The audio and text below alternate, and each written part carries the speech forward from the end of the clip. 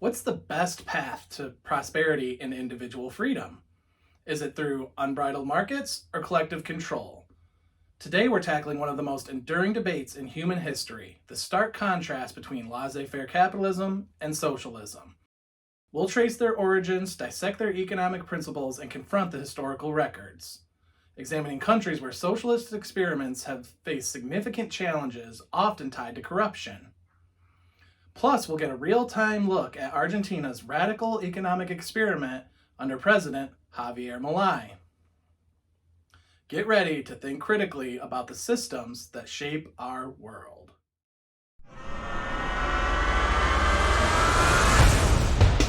Free at last! Free at last! Thank God Almighty! We are free at last!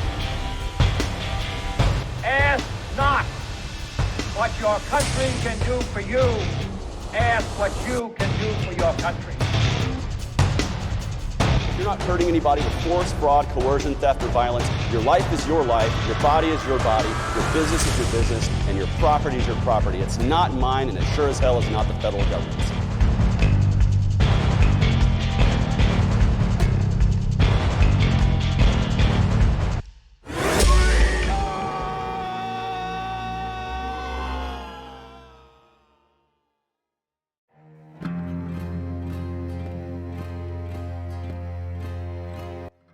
Laissez-faire capitalism is an economic philosophy that advocates for minimal to no government intervention in the economy. The term laissez-faire is French, literally meaning let them do or leave alone, and figuratively implying leave them to do it. The origins of laissez-faire economics can be traced back to 18th century France with the physiocrats, who argued against heavy government intervention and import tariffs prevalent during the Industrial Revolution. Adam Smith's writings, particularly The Wealth of Nations, were highly influential in popularizing the idea of free markets and limited government. The two key principles of laissez-faire capitalism are minimal government intervention. Proponents believe the economy functions best when left to its own devices without government regulations, taxes, tariffs, subsidies, or price controls. Another key principle is free market competition. The market is expected to regulate itself through natural forces of supply and demand. Competition among businesses is seen as beneficial, driving innovation, efficiency, and lower prices. This causes what Adam Smith called the invisible hand, a concept suggesting that individuals pursuing their own self-interest in a free market inadvertently benefit society as a whole. Laissez-faire capitalism also puts great importance on individual liberty and property rights, believing individuals should have their freedom to pursue their own economic interests, own private property, and engage in voluntary exchanges. Some potential benefits of laissez-faire capitalism, or as I will call it from now on, free market capitalism, are economic growth and wealth creation. The pursuit of profit and freedom from regulation can incentivize entrepreneurs and businesses to work harder to innovate and produce more, leading to overall economic expansion. Innovation and entrepreneurship. Without bureaucratic hurdles, individuals are encouraged to take risks, start new businesses, and develop new goods and services to meet consumer demands. Lower prices and higher quality. Competition among businesses can drive down prices and encourage the production of higher quality goods and services. And most importantly, in my opinion, individual freedom. It emphasizes the freedom of individuals to make economic choices without government coercion.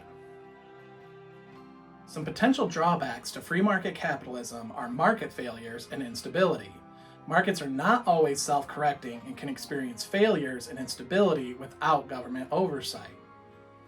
Negative externalities. Environmental degradation and other societal costs can occur when businesses prioritize profits without external regulations. Lack of public goods. Essential services or goods that are not profitable for private businesses, particularly public education and infrastructure, might be underprovided in a purely free market system.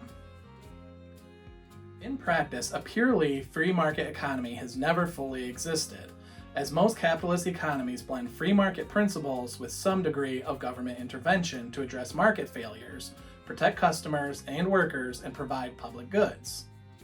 The debate over the optimal level of government involvement in the economy remains a central discussion in economic and political discourse. Now, let's compare this to socialism.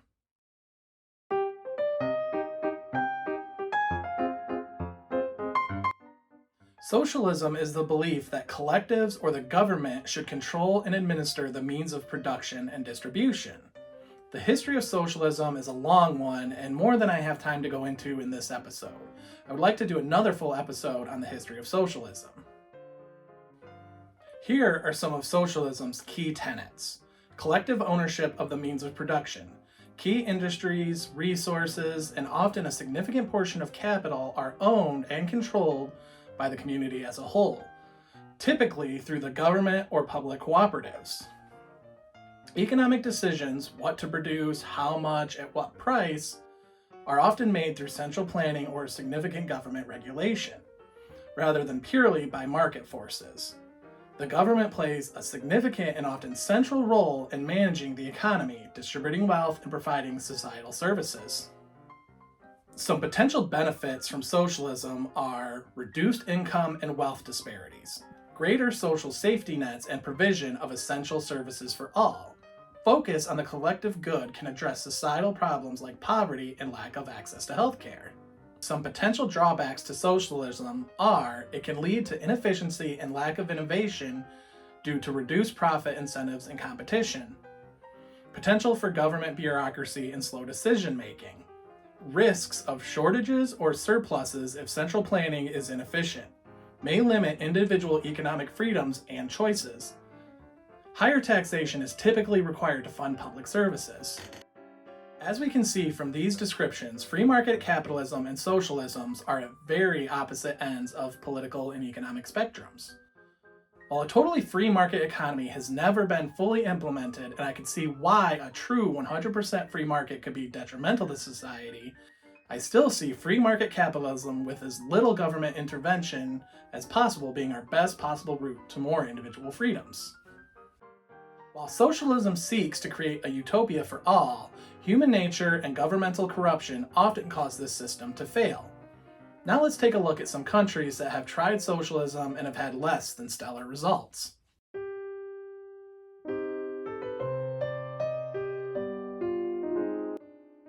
The USSR operated as a centrally planned communist state with extensive state ownership of the means of production. While ideological and systemic inefficiencies were major factors in its collapse, corruption was rampant at various levels of the Soviet bureaucracy. The nomenklatura, the ruling elite, enjoyed privileges, engaged in illicit dealings, and often circumvented the official rules. Shortages in the planned economy fueled black markets and bribery. The widespread corruption, often concealed, undermined public trust, economic efficiency, and the legitimacy of the system. Yuri Andropov, who briefly led the USSR, even launched an anti-corruption campaign to address the issue. I will link to a video in the description from Tasting History with Max Miller called Cooking on the Soviet Homefront During World War II. In this video, he gives first-hand accounts of the corruption and disparity between social classes with wartime rationing.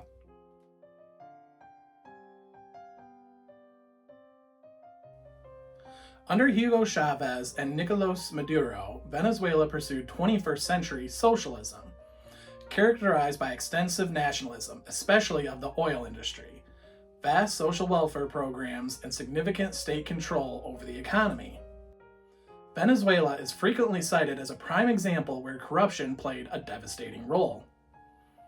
Despite holding the world's largest oil reserves, the country has experienced hyperinflation, severe shortages, and a humanitarian crisis. Critics argue that massive oil revenues channeled through state-owned enterprises became a source of widespread corruption, graft, and illicit financial flows. This corruption, combined with mismanagement and a lack of reinvestments in the oil industry, led to a dramatic decline in oil production and the country's overall economic collapse. Many sources argue that socialism run rampant, not cronyism, corruption, or falling oil prices, or the US sanctions caused the crisis in Venezuela, though others point to a combination of factors.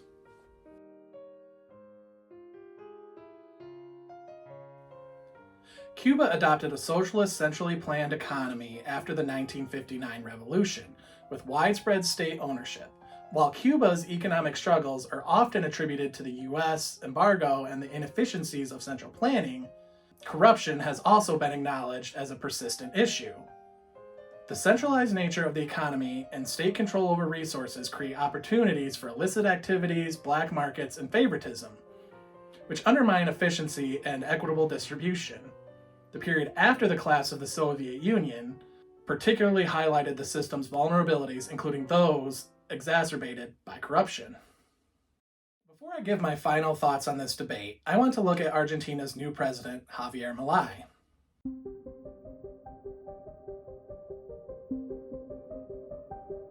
Milei took office on December 10, 2023, a self-described anarcho-capitalist and libertarian economist who rose to power on promises of radical economic shock therapy to address Argentina's severe economic crisis, particularly the rampant inflation. He believes that the state is the problem, not the solution. He advocates for a drastic reduction in the size and scope of government, focusing solely on justice and security. His philosophical underpinnings emphasize non-aggression, self-ownership, and respect for life, liberty, and private property, in line with free market principles.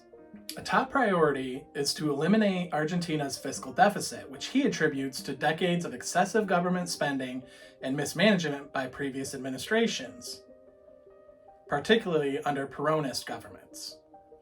Argentina faced hyperinflation over 200% annually when he took office, and Milei vowed to make this his top priority. He aims to create a more favorable environment for private sector-led growth through deregulation and liberalization. Since taking office, he has reduced the number of government ministries from 19, or 24 depending on the source, to 9, and further consolidated some, now down to 8. He has slashed energy and transportation subsidies, frozen public infrastructure projects, and imposed wage and pension freezes below inflation, leading to a significant reduction in the real value of pensions. Some university budgets were also halted. Through aggressive spending cuts, Argentina achieved its first fiscal surplus in 12 or 16 years in April 2024.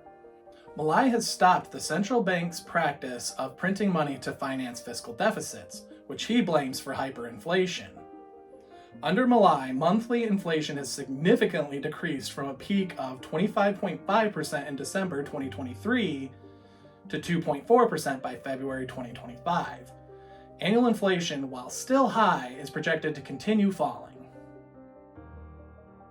After an initial 50% devaluation of the peso, the government has maintained a managed exchange rate. He also introduced a tax amnesty program that has attracted billions of US dollars back into Argentina's banks, boosting foreign exchange reserves.